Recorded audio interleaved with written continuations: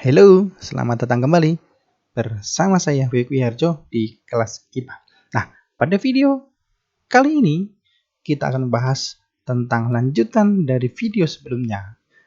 Nah, yang sekarang kita akan coba bahas tentang apa itu lensa. Nah, sekarang kalian lihat di sini. Nah, Bapak sengaja mengambil sebuah lensa mata di sini. Ya, karena lensa mata ini adalah lensa cembung yang nanti merupakan salah satu contoh dari lensa yang akan kita bahas. Oke, kita lanjut saja video kita hari ini.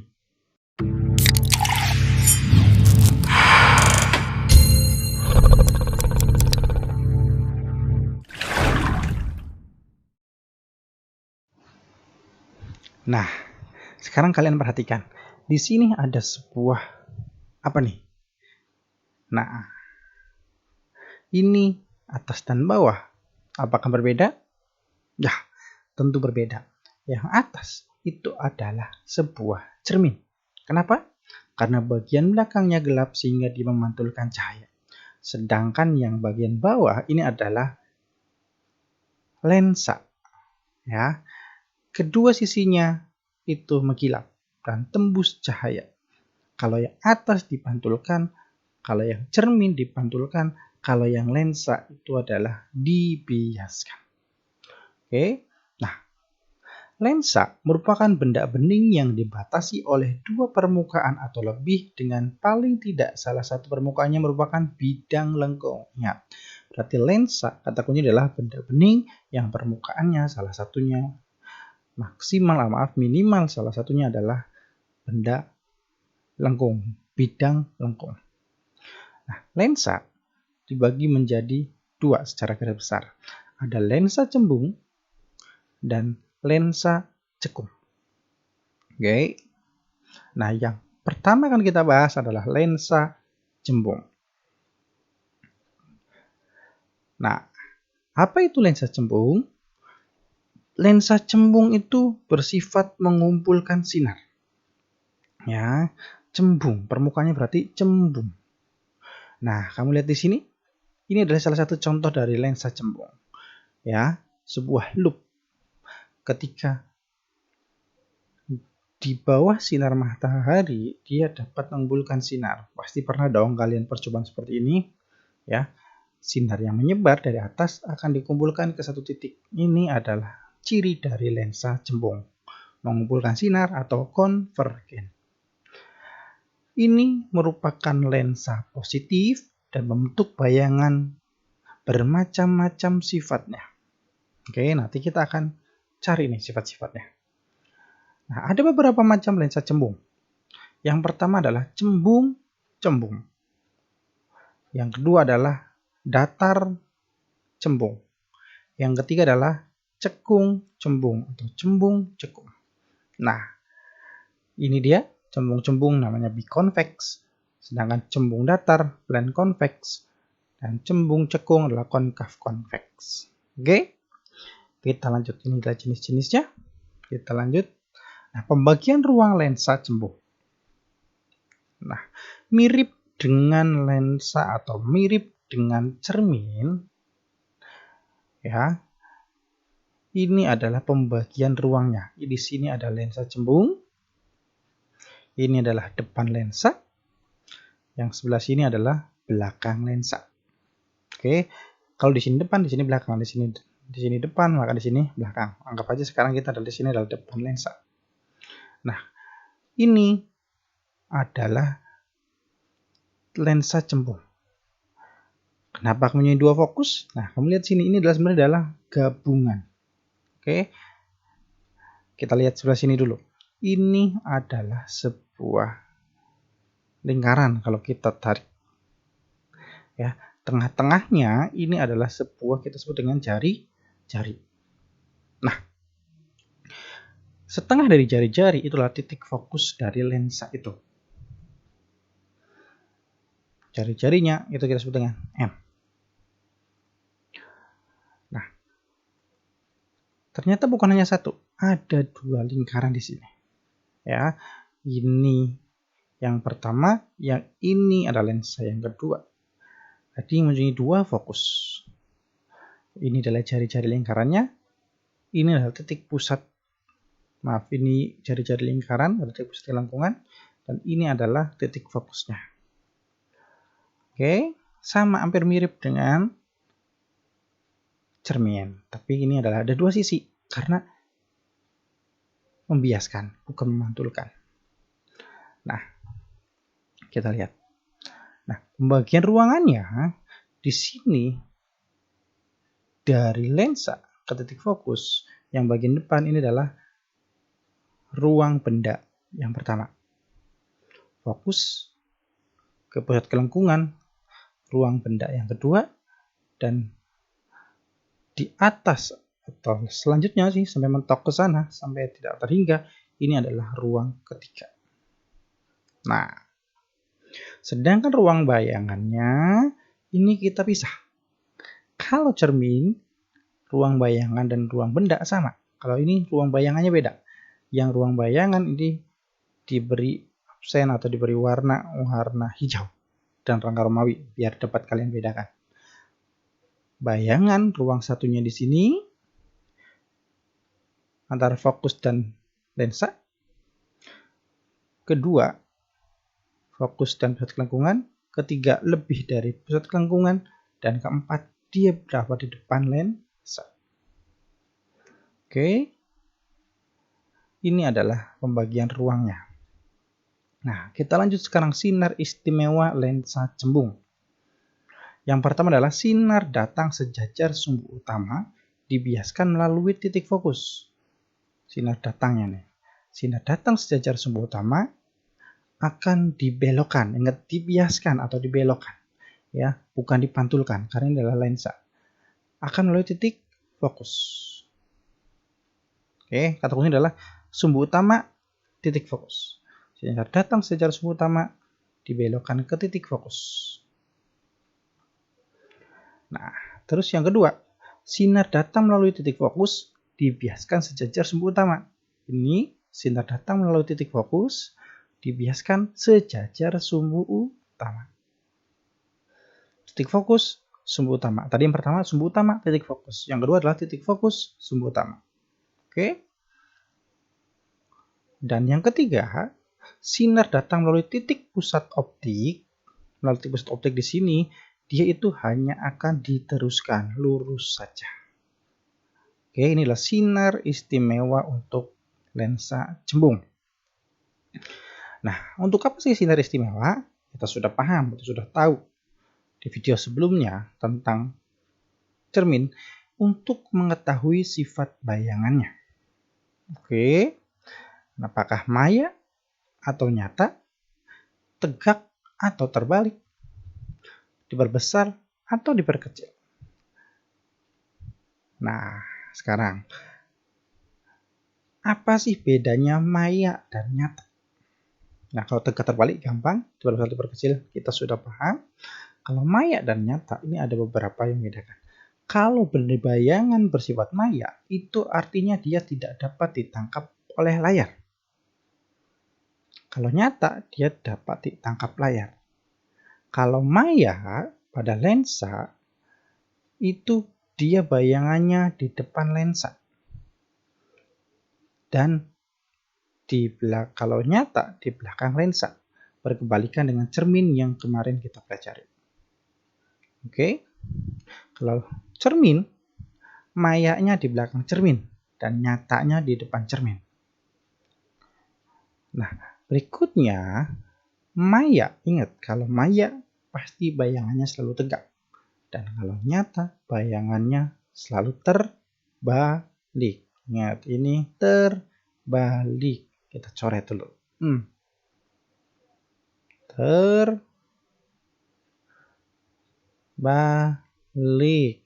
Good. Sit. Ini yang benar. Oke. Ingat ya. Nah, mungkin agak bingung. Nah, sekarang kita coba dulu. Nah, perhatikan gambar berikut. Ini ada sebuah lensa. membiaskan sebuah lilin. Lihat bayangannya lilin. Kita lihat bayangannya yang di sini. Kira-kira ini terbalik atau tidak? Lilinnya kita zoom dulu, perbesar. Ya, ini bayangannya, kamu lihat, perhatikan di sini. Nah, kita zoom. Nah, ini ada bayangan lilin di sini. Bayangannya lilinnya itu terbalik. Dan dia dapat ditangkap oleh layar di sini. Berarti bayangan ini kita sebut sebagai bayangan nyata. Ya, bayangannya nyata dan terbalik karena dapat ditangkap oleh sebuah layar di sini. Nah, bagaimana dengan bayangan maya? Sekarang kita lihat. Nah, ini Bapak coba untuk menggunakan lensa negatif, lensa cekung. Contohnya di sini adalah kacamata negatif. Kamu lihat di sini, apakah ada bayangan? Kita zoom lagi. Ya, tidak ada bayangan di sini. Layar tidak dapat menangkap bayangan. Ya. Nah, bayangan lilin tidak ditangkap oleh layar. Maka bayangan ini kita sebut dengan maya. Nah, kalau kalian teliti di sini nih, di sini nih ada sebuah bayangan. Nah, ini Bapak lingkarin sebuah warna biru. Kalau zoom di sini, ya kamu lihat di sini ada bayangan yang tidak menempel atau tidak tertangkap oleh layar. Terbalik atau tidak? Ya, ternyata tegak di sini. Lihat kilauan apinya, dia itu tegak. Kenapa? Karena maya itu selalu tegak. Maya tegak, nyata terbalik. Nah, coba sekarang kita tebak. Ini bayangan maya atau nyata? Dapat ditangkap layar dan bayangannya terbalik. Ini layar di sini menangkap bayangan jendela yang ada di sini. Nah, sayangnya nggak kelihatan jendelanya di sini. Ya, kondisinya terbalik dan tertangkap layar. Maka ini adalah bayangan nyata. Oke? Ya, jadi kalau secara langsung bisa dibedakan. Apa itu maya, apa itu nyata? Maya tidak dapat ditangkap layar, nyata dapat ditangkap layar.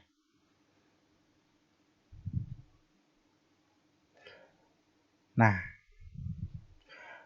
tadi caranya bisa menggunakan sinar istimewa. Nah, tapi kita supaya cepat, ada cara cepat untuk menentukan sifat bayangannya.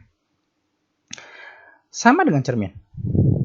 Yang pertama, nah ini depannya, ini belakangnya. Ini nomor ruangan untuk benda, yang hijau ruang nomor bayangan untuk bayangan. Ruang benda di tengah ditambah ruang bayangan akan selalu berjumlah 5. Jika bendanya ruang 1, bayangan ruang 4. Oke? Jika benda ruang 3, bayangan ruang 2. Oke? Nah, lanjut. Ruang bayangan jika lebih besar dari ruang benda akan diperbesar. Dan ruang bayangan jika lebih kecil dari ruang benda maka diperkecil. Contohnya bendanya di ruang 1, maka bendanya ruang 4. 1/4 menjadi lebih besar, maka diperbesar. Ya. Kalau diperkecil, ruang bendanya di 3, bayangan di ruang 2. Maka 3/2 makin kecil, maka sifat bayangannya pasti diperkecil. Dan bayangan di belakang lensa, seperti tadi, bayangan di belakang lensa ini artinya adalah nyata dan terbalik. Biasanya bayangan di ruang 1, 2, dan 3. Dan bayangan di depan lensa, di sini berarti di ruang 4, biasanya adalah maya dan tegak. Oke. Nah, kalau secara hitungan bagaimana? Masih ingat nggak? Kalau secara hitungan, kalau bayangannya nilainya adalah positif, maka itu pasti nyata dan terbalik. Kalau secara hitungan ya. Kalau secara hitungan, kamu hitung contohnya adalah S absennya nilainya positif, maka ini adalah nyata dan terbalik. Kalau S absennya atau nilai bayangannya adalah negatif, itu berarti adalah maya dan tegak. Oke, itu adalah cara cepat menentukan sifat bayangan.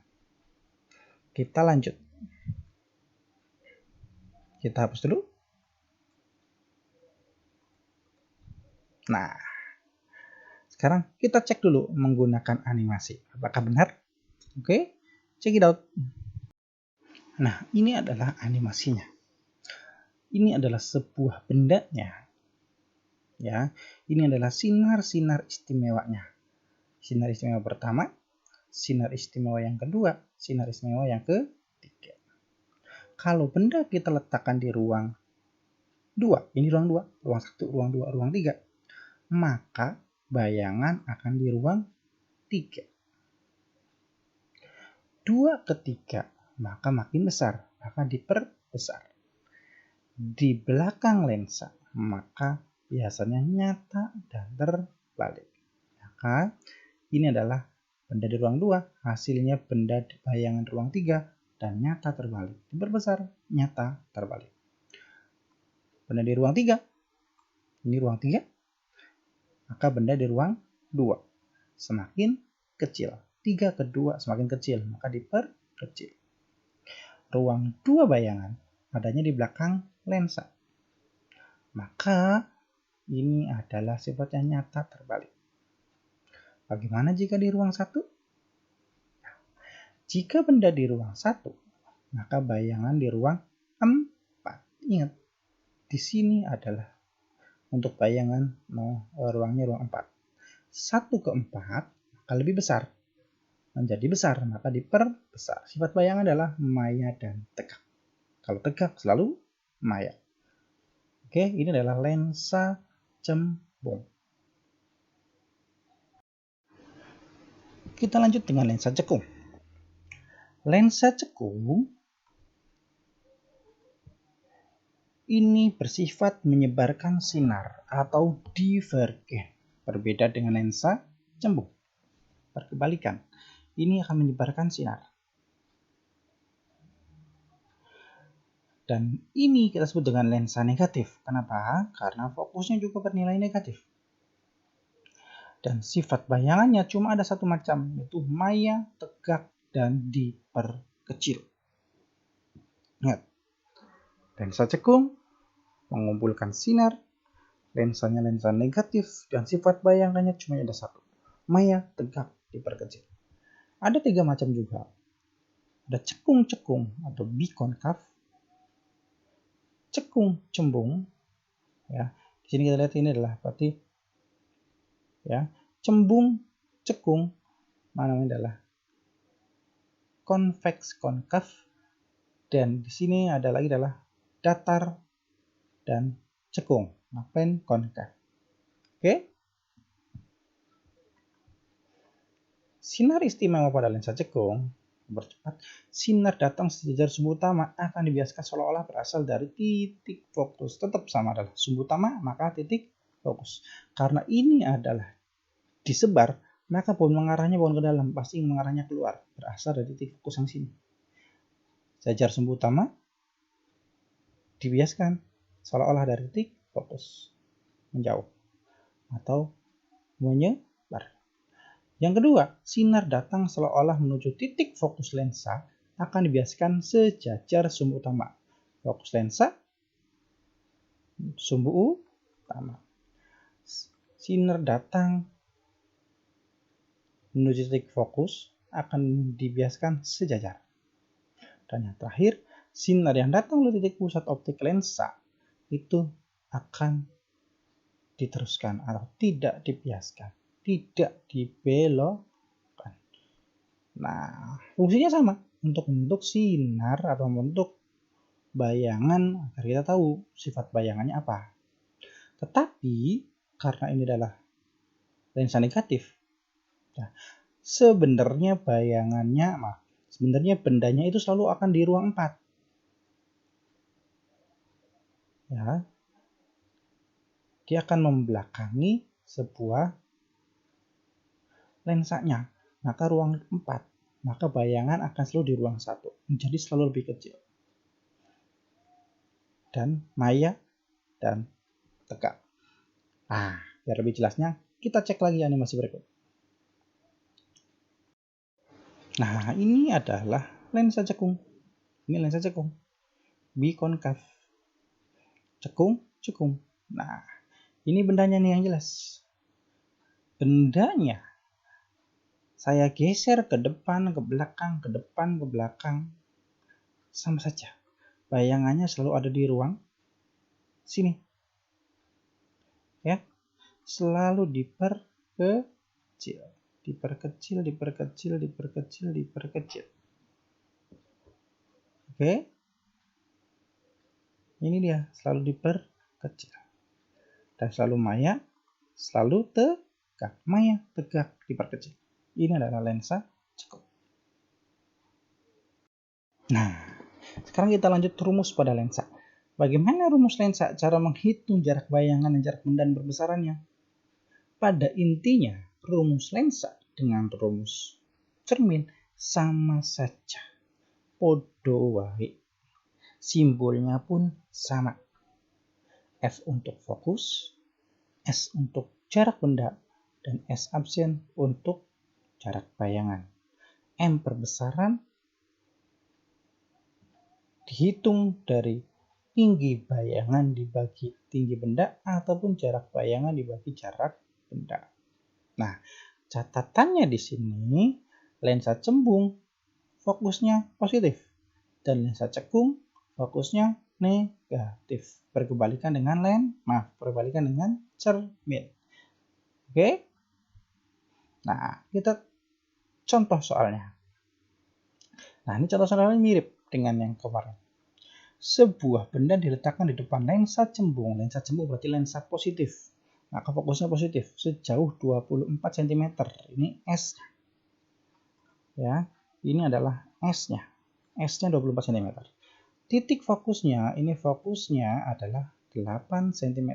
Maka carilah berapa jarak bayangannya, perbesaran bayangan, dan sifat bayangannya. Diketahui S-nya 24, fokusnya adalah 8. Yang ditanya adalah S absen, perbesaran, dan sifat bayangan. Cara menghitungnya sama. Tinggal kita masukkan ke rumus, 1 per F sama dengan 1 per S ditambah 1 per S absen. Kita masukkan fokusnya 8, bayangannya 24, S absennya yang kita cari. Oke. Nah, karena S absennya itu yang akan kita cari, ini kita akan pindahkan ke sana. Di sini positif, maka jadinya negatif. 1/8 dikurangi 1 per 24. Nah, jadi 1 per S absen, 1/8 kurangi 1 per 24. Hasilnya adalah 12 cm. Bayangannya 12 cm. Nilainya positif atau negatif? Nilainya positif. Berarti bayangannya ini adalah nyata dan terbalik. Berbesar atau berkecil? Kita tahu dari perbesarannya. 12 S absennya, 24 bendanya. Maka perbesarannya 0,5 di bawah 1, maka diperkecil. Jadi sudah tahu tanpa melihat. Sudah pasti nyata, terbalik, dan diperkecil. Tahu nyata terbalik dari mana? S absennya positif. Diperkecil karena perbesarannya kurang dari 1. Bisa kan? Oke, sekarang soal yang kedua, contohnya.